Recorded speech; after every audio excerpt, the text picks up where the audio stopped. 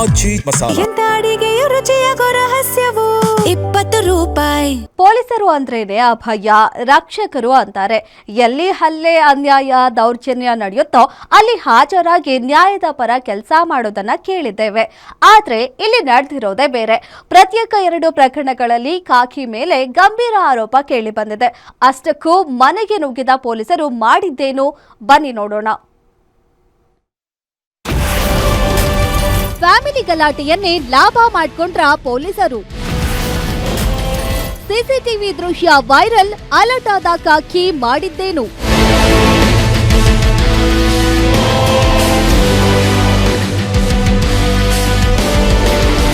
ಈ ಸಿಸಿಟಿವಿ ದೃಶ್ಯಗಳನ್ನ ನೋಡಿ ಮನೆ ಮುಂದೆ ಏನು ಗೊಂದಲದ ವಾತಾವರಣ. ಪೊಲೀಸರು, ಕುಟುಂಬದವರು ಎಲ್ಲ ಸೇರಿದ್ದಾರೆ.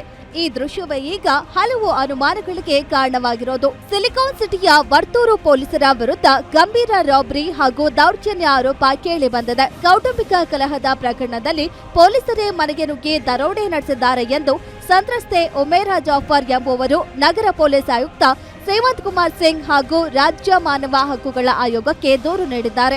ವರ್ತೂರಿನ ಪ್ರಕಾಶ್ ಲೇಔಟ್ನಲ್ಲಿ ವಾಸವಿದ್ದ ಜುನೈದ್ ಅಹಮದ್ ಹಾಗೂ ಹುಮೆ ಕುಲ್ಸಂ ಎಂಬುವರ ವಿವಾಹ ಇದೇ ವರ್ಷ ಜನವರಿ 3ರಂದು ನಡೆದಿತ್ತು.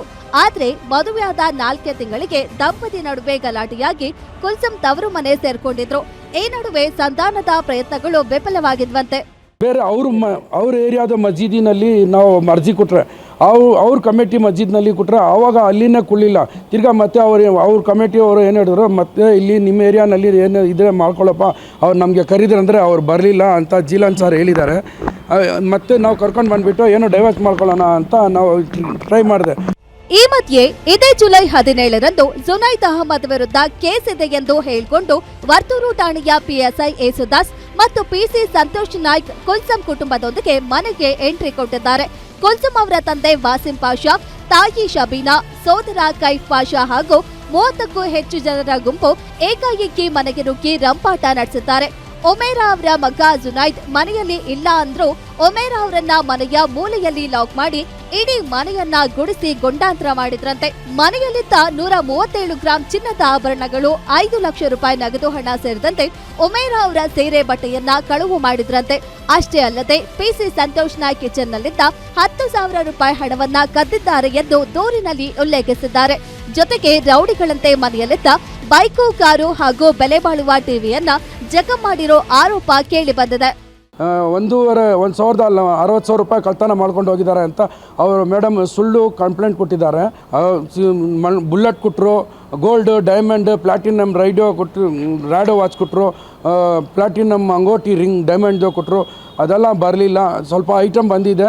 75% ಐಟಮ್ ಬರಬೇಕು ನಮಗೆ. ಅದು 75% ಐಟಮ್ ಬರಲಿಲ್ಲ ನಮ್ಮದು.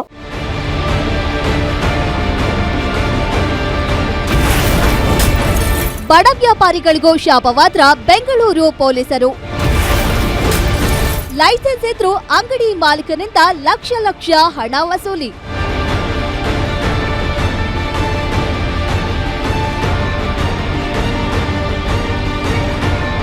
ವರ್ತೂರು ಪೊಲೀಸರದ್ದು ಒಂದು ಕಥೆಯಾದ್ರೆ ಇಲ್ಲಿ ಆವಲಹಳ್ಳಿ ಠಾಣೆ ಪೊಲೀಸರ ವಿರುದ್ಧವೂ ಗಂಭೀರ ಆರೋಪ ಕೇಳಿ ಬಂದಿದೆ. ನಿಯಮಾನುಸಾರ ಲೈಸೆನ್ಸ್ ಪಡೆದು ಖಾಸಗಿ ಸಿಲಿಂಡರ್ ಮಾರಾಟ ಮಾಡ್ತಿದ್ರು ದೀಪಾರಾಮ್ ಎಂಬ ಅಂಗಡಿ ಮಾಲೀಕನ ಮೇಲೆ ಪಿಎಸ್ಐ ಹರಿನಾಥ್ ಬಾಬು ದಾಳಿ ಮಾಡಿ ಅಕ್ರಮವಾಗಿ ಸಿಲಿಂಡರ್ ಮಾರಾಟ ಮಾಡಲಾಗ್ತಿದೆ ಎಂದು ಸೀಸ್ ಮಾಡಿದ್ರು. ಕೇಸ್ ದಾಖಲಿಸಿದ ನಂತರ ಕತೆ ಇಲ್ಲಿಗೆ ಮುಗಿಯಲಿಲ್ಲ. ಕೇಸ್ ಇತ್ಯರ್ಥಪಡಿಸುವುದಾಗಿ ಹೇಳಿ ಈಗಾಗಲೇ ದೀಪಾರಾಮ್ ಅವರಿಂದ ಬರೋಬ್ಬರಿ 1,80,000 ರೂಪಾಯಿ ವಸೂಲಿ ಮಾಡಲಾಗಿದೆಯಂತೆ. ಅಷ್ಟಕ್ಕೆ ತೃಪ್ತಿಯಾಗದೆ ಸೀಸ್ ಆದ ಸಿಲಿಂಡರ್ಗಳನ್ನ ಬಿಡುಗಡೆ ಮಾಡಬೇಕಾದ್ರೆ ಮತ್ತು ಕೋರ್ಟ್ನಿಂದ ಬೇಲ್ ಮಾಡಿಸಿ ಕೊಡಬೇಕಾದ್ರೆ ಮತ್ತೆ 1,25,000 ರೂಪಾಯಿ ಕೊಡಬೇಕು ಎಂದು ಪಿಎಸ್ಐ ಹರಿನಾಥ್ ಬಾಬು ಡಿಮ್ಯಾಂಡ್ ಇಟ್ಟಿದ್ದಾರಂತೆ. ಲೈಸೆನ್ಸ್ ಇದ್ರೂ ಪೊಲೀಸರು ನೀಡುತ್ತಿರುವ ನಿರಂತರ ಕಿರುಕುಳಕ್ಕೆ ಬೇಸತ್ತು ಅಂಗಡಿ ಮಾಲೀಕ ದೀಪಾರಾಮ್ ಕಣ್ಣೀರು ಹಾಕ್ತಿದ್ದಾರೆ.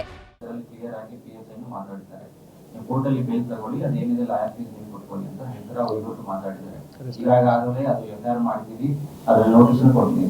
ಅದು ಯಾವ್ದು ಇಮಾನ್ ಮಾಡಿ ಅವ್ರು ಮಾತಾಡಿದ್ದು, ಅದು ಅಶ್ವತ್ ಮಾತಾಡಿ, ಅದಕ್ಕೆ ನಾವು ಆನ್ಸರ್ ಹೇಳಿ. ಅದೇನೇ ಇರ್ಲಿ, ಪೊಲೀಸರು ಅಂದ್ರೆ ರಕ್ಷಕರು ಅಂತಾರೆ. ಈ ಪೊಲೀಸರನ್ನ ನೋಡಿದ್ರೆ ಬೇಲಿಯೇ ಎದ್ದು ಹೊಲ ಮೇದಂತಿದೆ. ಇನ್ನಾದ್ರೂ ಹಿರಿಯ ಪೊಲೀಸ್ ಅಧಿಕಾರಿಗಳು ಮಧ್ಯಸ್ಥಿಕೆ ವಹಿಸಿ ಸತ್ಯಾಸತ್ಯತೆಗಳನ್ನ ಅರಿತು ಬಡವರಿಗೆ ನ್ಯಾಯ ಕೊಡಿಸಬೇಕಿದೆ. Ajay Kumar, crime bureau, guarantee news, Bengaluru.